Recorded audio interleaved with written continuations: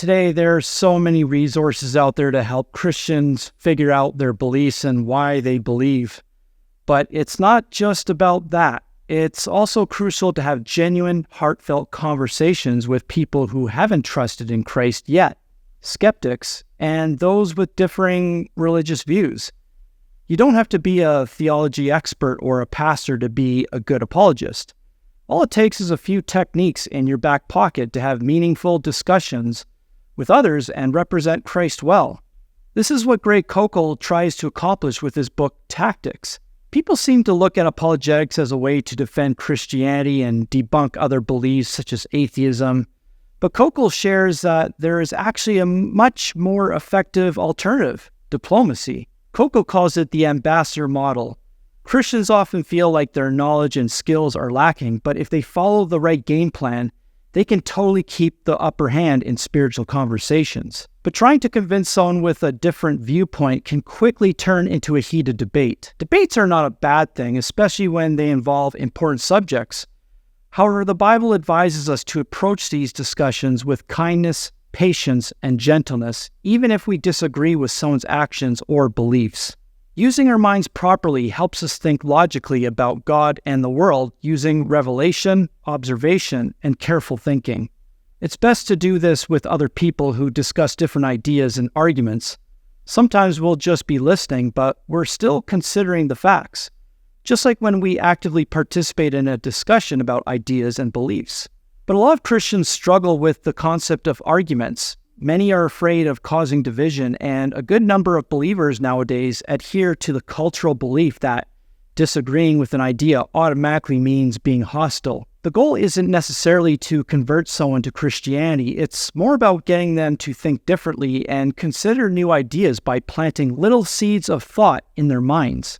Or as Greg Koukl puts it, he wants to put a small rock in their shoe, just enough to give them a level of discomfort to get them thinking about their worldview. Most of us don't have the special spiritual gift of convincing someone to make a spiritual decision in just one conversation. That's why we should focus on planting seeds of thought instead and not waste our time trying to reap results that aren't ready yet. Sometimes we might find ourselves in a conversation where we feel the urge to chime in, but research suggests that we only have around 10 seconds to do so before the opportunity slips away. However, throwing in a quick question can actually encourage the speaker to share more. Every question we ask can open up the possibility for more discussion. It's important to have a goal in mind when asking questions, though. Some are meant to gather more information, while others might gently challenge the other person's perspective. The TV detective Lieutenant Columbo was portrayed as kind of clueless and not at all intimidating. He made the suspects feel comfortable during interviews by cleverly asking questions that helped move the conversation forward. If the maid forgot to clean up the room, then why didn't we find little bits and pieces of paper somewhere? Asking questions has a bunch of perks. They can be friendly and complementary to discussion. Asking questions can help you make progress on a disagreement without being too aggressive.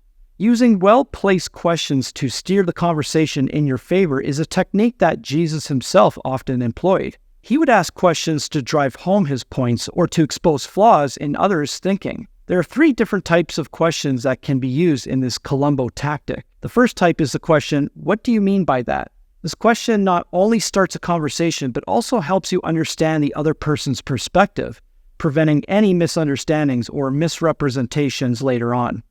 It's important not to underestimate the power of this question, as it can be used in various ways throughout the day. The Columbo tactic has many advantages, such as being a non-preachy way to engage with others and keeping you in control of the conversation. By asking this first Columbo question, you can gather information and prompt the other person to think more critically and clearly. These are just a few of several tactics Koukl shares that Christians can employ in their discussions. But he also leaves the reader with 8 quick tips to help you become better prepared to help get people thinking. First, always be on the lookout for opportunities and possible divine appointments. Second, keep it simple and stick to the basic gospel message. No need to bring up all the extra stuff if you don't have to. Third, forget all that religious talk and use words like trust instead of faith. Fourth, focus on the truths of Scripture and build a solid foundation. Fifth, give reasons and facts, because even in this postmodern age, people still care about that information.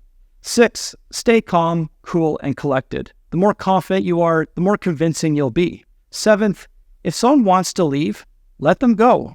No need to push it. And finally, if possible, give them something to take away, like a website or a pamphlet. Practically anyone can interact with others in ways that are captivating and inviting if they have some well thought out strategies in their arsenal.